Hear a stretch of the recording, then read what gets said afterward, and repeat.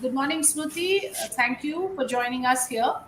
We finished one Morning. round of discussion in the sense that we went through the important battleground states. We looked at Maharashtra closely, but we have to, for those viewers who are joining us now, need some comments from all of you on the big surprises.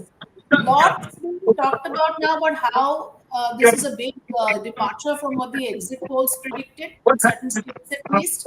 And the markets have crashed substantially. 3,000 points the last I checked. The Sensex loses more than 3,000 points as the votes are being counted. So something is shifting from what was predicted. Smruti, first to you. Good morning, everyone, and thank you for having me on this show. Am I audible? Is there some? Yes, you are. Please go. Yes, please go on. Yeah, very clear. Yes, thank you.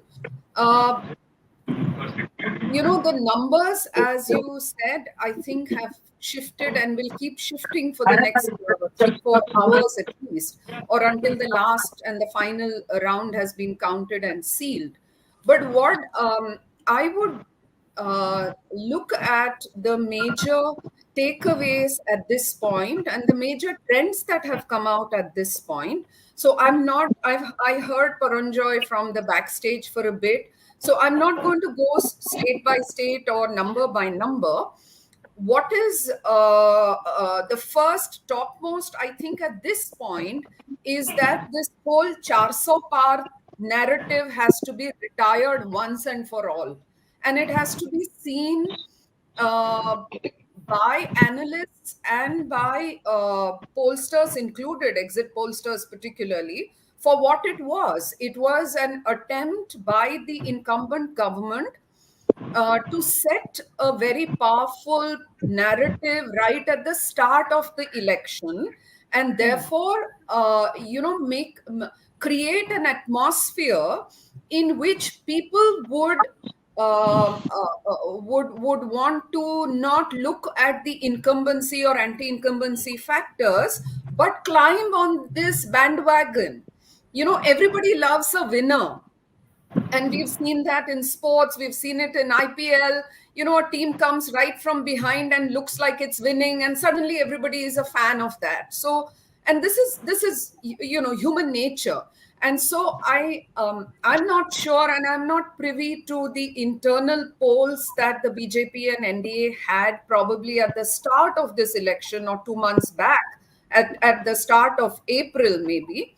But clearly, they tried to set a narrative into which everything else would flow. And that narrative has been busted by two forces. And I'm going to lay this out if you give me a minute. Two forces. One is this narrative has been punctured equally by the opposition parties. Opposition did not fall at whether it is India Bloc plus, Mamta's there, not there, who's in, who is out, all of that. So I'm saying the opposition parties, I think, called the bluff on this long back and said that we are not falling into this trap, we are not falling into this narrative. And it was very easy, given how much was stacked against the opposition in this election, right from the investigating agencies to the control and capture. I won't even say control, I would say capture of large parts of the mainstream media, plus the flow of resources to the ruling party, all of that. It would have been very easy, and this very ragtag kind of a coalition, it would have been very easy for the opposition parties to give up on the election battle, leave the field and say, "Acha, anyway, इनके number आ रहे हैं, हमको क्या करना है, हमको वैसे भी नहीं मिल रहा है," and come away. And so the first credit, I think, for puncturing that narrative should go to the opposition parties. We may not agree with all the strategies that they did, and seat by seat, if you delineate in Maharashtra itself, what was in Pune, what happened in Pune, what happened in Mumbai North Central, now that Varsha Gaikwad looks to be in a stronger position. But I know for a fact that she called Congress leaders in Mumbai and didn't get the support from the men, from the congressmen. And why did that happen? Only they can answer. So there are a lot of things to pick holes on, but the opposition parties did not fall for "we have already won this battle even before it has started" narrative. That is number one.